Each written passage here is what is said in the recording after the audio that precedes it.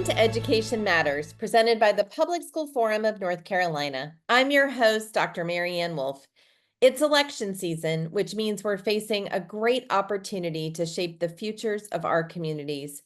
To help us explore just how this election can impact our local public schools, we're joined today by Dr. Chris Cooper from Western Carolina University, Jennifer Rubin from the League of Women Voters of North Carolina, and some exceptional educators who can share firsthand how policymaking decisions impact schools. We are so pleased today to be joined by Laura Wilson, the 2023 Burroughs Wellcome Fund North Carolina Southeast Regional Teacher of the Year from Roger Bell New Tech Academy, Dr. Marlow Artis, Principal of Craven Early College High School, and Bettina Umstead, a board member of the Durham Public Schools Board of Education. Welcome. Chris, I want to jump right in and ask you, why are North Carolina state elections getting so much national attention? Well, I mean, look, some of it's maybe the personalities, but I think the real primary reason is because it's just such a competitive and purple state. I mean, we really don't know what's going to happen. I think there's a perception that perhaps North Carolina leans a little more red than it may in reality. So of all the states that Trump won in 2020, his margin was the smallest in North Carolina of any of them, right? So we have 10 council of state seats in the state. 4 of them are held by Democrats, 6 of them by Republicans, pretty close. So really up and down the ballot, we have competitive races, we have close races, we have races that matter. And Jennifer, I know we've had some recent changes to North Carolina's voter ID rules. Do you mind providing a little insight into those? Sure. Yeah, it's so important because this is the first major election since those new laws took effect. So this is the first time that people will be asked to show a photo ID when they vote. It's really important to have your ID with you when you vote. It's something we say a lot so that people are aware that they really do need to bring an ID. If they don't have an ID, they can get one at their County Board of Elections offices. Hopefully everyone will take advantage of that if they don't have an ID or driver's license. Your address doesn't have to be the same. You just need a picture ID in order to prove you are you and go ahead and vote. So that's a major change. There are some other more subtle changes, but that's a big change for this year. Thank you so much. And we have also heard if someone has an absentee ballot, is there a way for absentee voters to track the status of their ballot? They can. There's a voter tracking tool on the North Carolina State Board of Elections website. So it's important once you send your absentee ballot in that you can go back and check that and see that that has been logged in. So that's very important. And the deadline for submitting absentee ballots has been moved up. There used to be a grace period after the election where absentee ballots would count if they were postmarked before the election.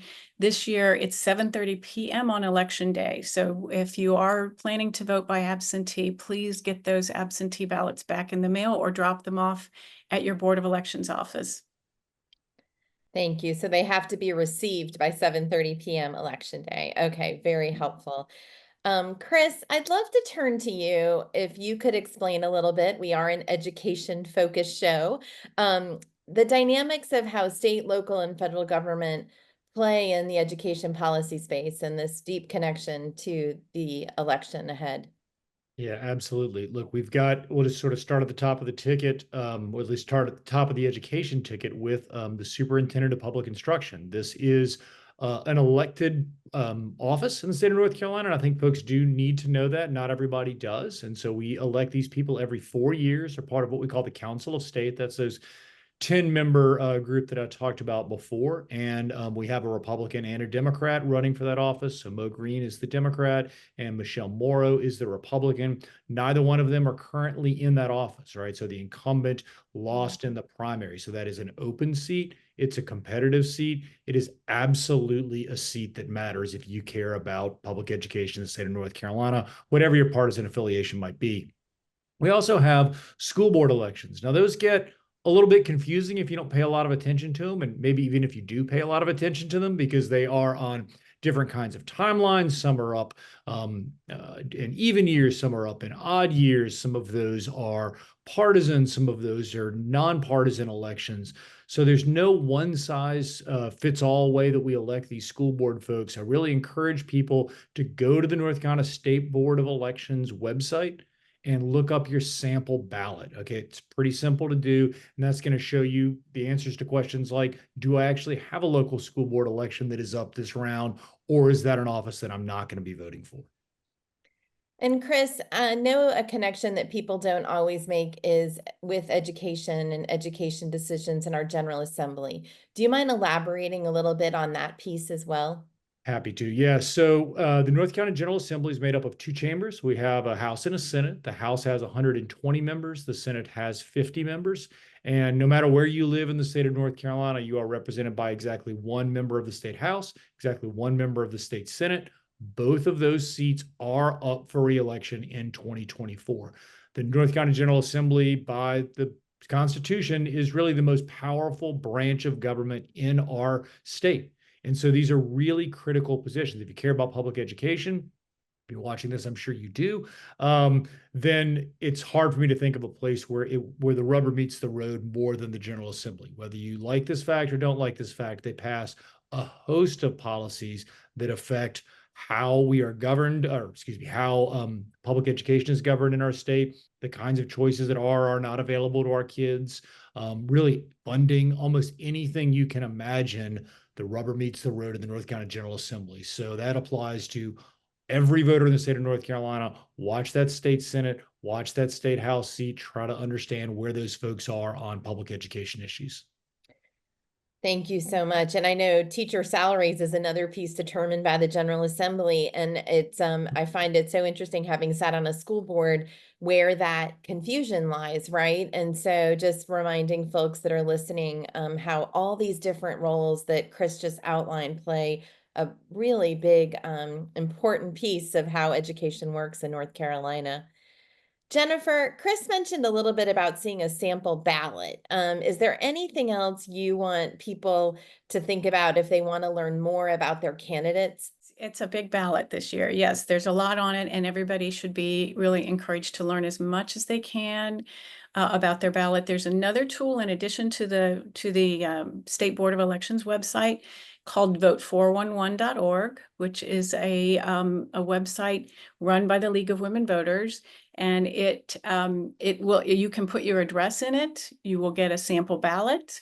We ask candidates questions, and if they respond to our survey, their answers will be included. So you can, in some cases, ideally compare candidate to candidate on specific questions. You can find out your polling place, your hours of operation for polling, get a lot of useful information. So in addition to the State Board of Elections site, which is a really valuable and important resource, vote411.org can also give you some important information. Thank you so much. And Chris, how do you respond to someone who believes their vote doesn't matter? You know, one, I would just sort of ask people, what kind of person do you want to be at the end of the day? The kind of person who contributes to your community, or the kind of person who stays home, right? If you want to be able to have a voice and be the kind of person who feels like you can weigh in, then I think you're the kind of person who votes. And I like for folks to think about the North Carolina State Supreme Court race, Chief Justice, from just a few years ago in 2020. 401 votes determined whether we had a Democrat or a Republican, and the specifics of who that person were, obviously, as Chief Justice of our North Carolina State Supreme Court. That is a statewide election.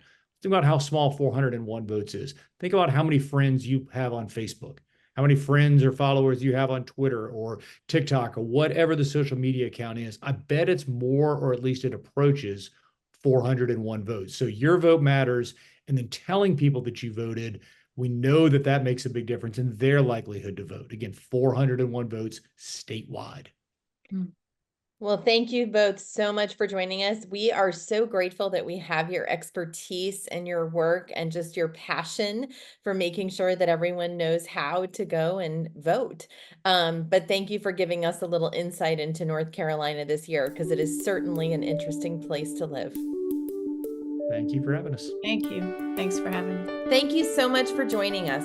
After the break, we'll be joined by educators who will share their perspective on this upcoming election.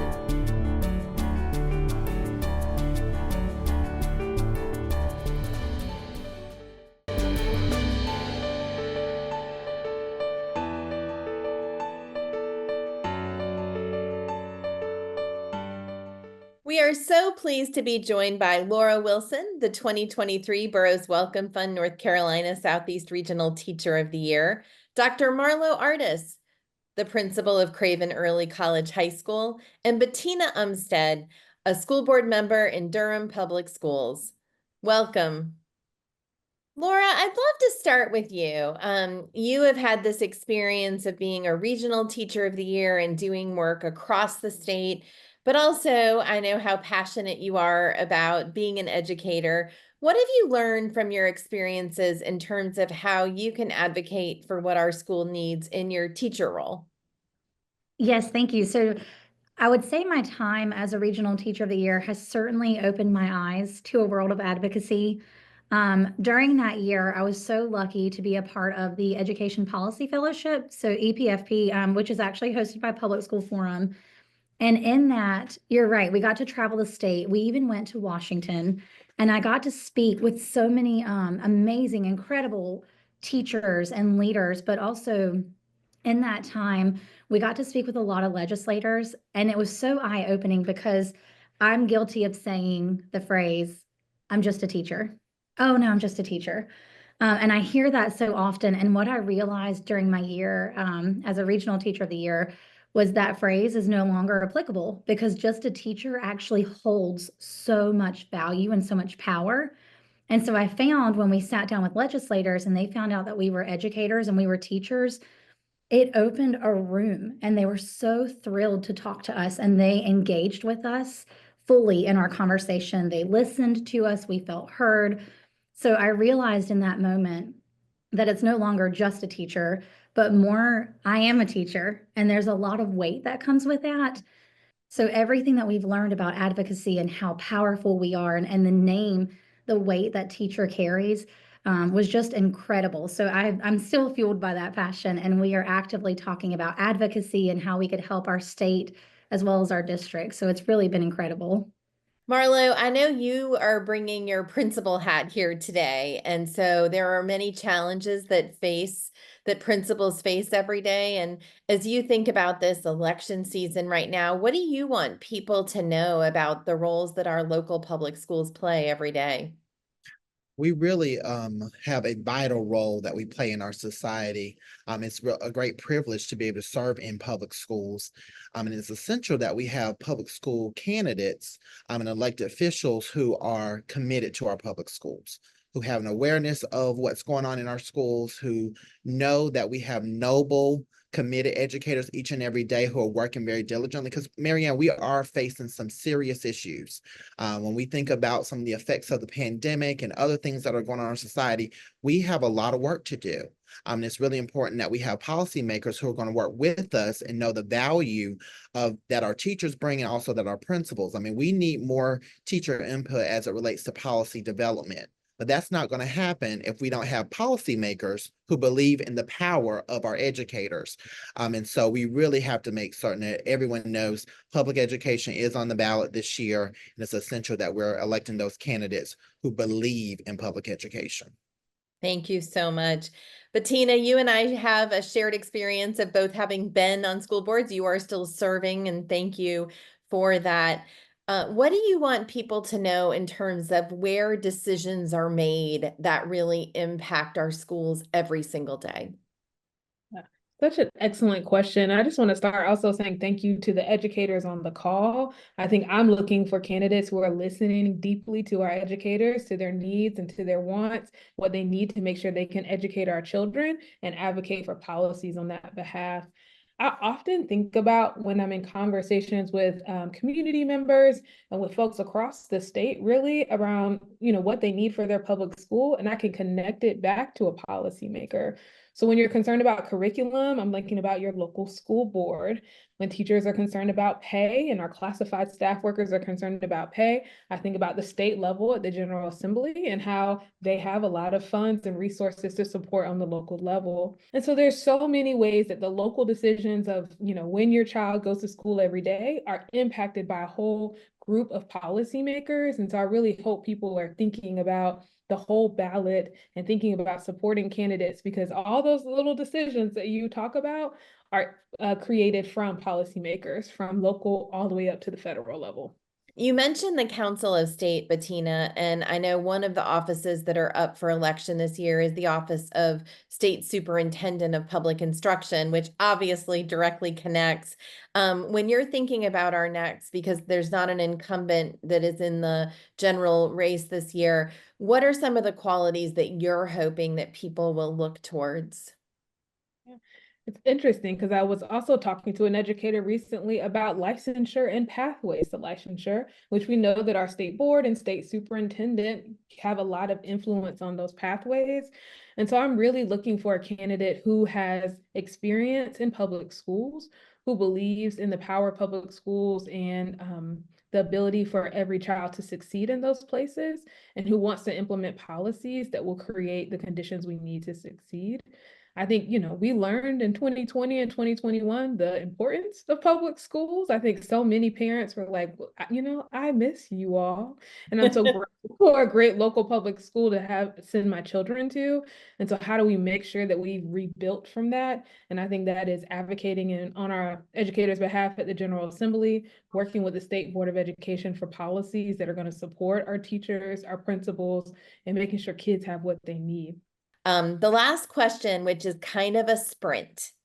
I would like each of you to share, what do you want voters to know when they go to the polls if they really want to make sure that public schools are important? What should they be looking for? Bettina, I'm going to start with you. My first thought would be make sure you vote your whole ballot. We know it's a presidential year, so that's really important to folks.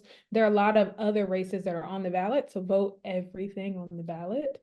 And I say do your research. Even thinking about our judges' races are connected to public school education, because we have the Leandro case that is happening in our judicial department right now. So take the time. There's a lot of nonpartisan websites that you can get information about the candidates and look for how they are going to champion public schools. Thank you. Laura? I love what you just said, because I feel the exact same way. My thought is to be aware of what you're voting for. I know as an early voter, I kind of paid attention to what directly impacted me. So looking at maybe our Board of Education that's local, or like you said, if it's a presidential year, and the more I've researched and the more I've grown, the more I've learned that all of them are so impactful and each position works in tandem. Again, through EPFP, I learned a lot about the governance of our state. And so we have a lot of really important elected positions coming up, such as governor. We have a lot of folks who are running for Senate and House, and those two work in tandem.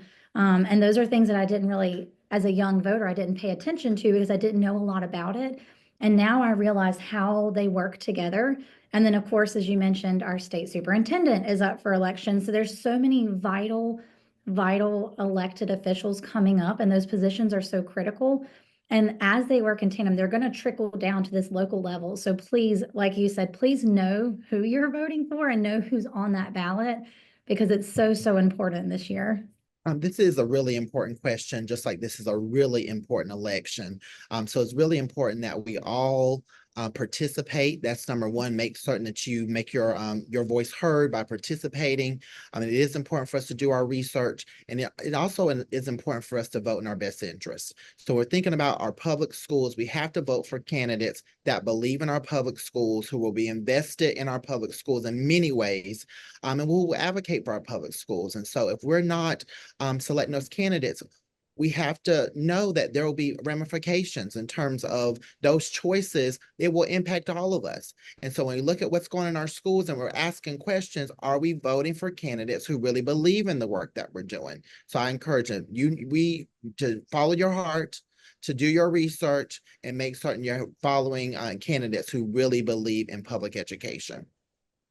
Well, thank you all so much. I'm just so encouraged that each of you is in our schools and our districts. It's just so important, and you are bring such a phenomenal perspective, and the passion and time and energy you dedicate to kids every day inspires me, and I know our viewers as well. So thank you so much for being here.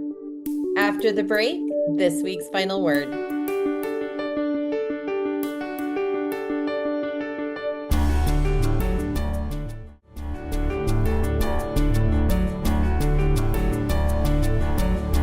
Election season offers us a great opportunity, the opportunity to decide a direction for our country, our state, and local communities.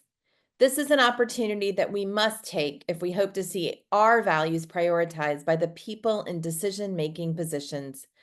Elected officials at the state and local levels are tasked with creating numerous policies that impact our day-to-day lives, including education policies. From the allocation of school funding to decisions on teacher pay and school safety measures, the outcomes of these elections will be felt throughout our local public schools. On the state level, some of the largest impacts elections have on education relate to school funding. Under North Carolina's school finance system, it is the state's responsibility to fund instructional expenses such as personnel, while county governments are responsible for the cost of capital expenses such as buildings and maintenance. In 2023, we ranked 48th in the country on per student funding and 49th on funding effort. Prioritizing local public schools would allow us to invest in what research has proven makes a difference for kids, in part by paying our educators a more competitive wage. Teachers are the #1 school-related factor affecting student outcomes, but currently 1/3 of our teachers make below the livable wage. This year, we ranked 38th in average teacher pay and 42nd in starting teacher pay. Addressing this is vital to fixing the ongoing teacher vacancy issue our state has experienced, as many teachers have been left with no option but to leave the profession or their community to teach elsewhere. And this has an impact on our kids. Prioritizing our public schools would also allow us to better address school safety and mental health issues being faced by young people across the country. Schools throughout North Carolina have had to deal with a lack of support staff and facilities issues, both of which can seriously hinder efforts to create positive learning environments. Unfortunately, resources that could be used for these purposes are often going towards supplementing other areas. Simply put, prioritizing our local public schools would be giving our schools what they need to thrive. Instead, the current General Assembly has implemented policies, including the expansion of the Opportunity Scholarships program, that divert public taxpayer dollars from local public schools to private schools. In September 2023, North Carolina became the 9th state to offer universal tax-funded private school vouchers. Following this expansion, even North Carolina's wealthiest families are eligible to receive money to send their children to private schools, regardless of whether those children have ever attended public schools. With this decision, state lawmakers are choosing to send hundreds of millions of dollars per year to private schools that can practice discriminatory admissions policies. Over the next decade, $4.7 billion of public taxpayer money will go to private schools via vouchers with hardly any accountability, meaning there are minimal standards in place for ensuring the quality of education students receive using these taxpayer-funded vouchers. In recent years, we have had billions of dollars in surplus that were not invested in public education. We often talk about the changes we'd like to see in our communities or what must be protected to maintain our communities, but elections give us a chance to act. This is your opportunity to ensure that the people making decisions at the local, state, and federal levels align with your values and what you believe is important for your students, educators, schools, and community. You can learn more about this year's education candidates for the North Carolina General Assembly at ncforum.org/candidate survey. Thank you for taking time with us to learn and think about education. That's all for today, and we'll see you next week.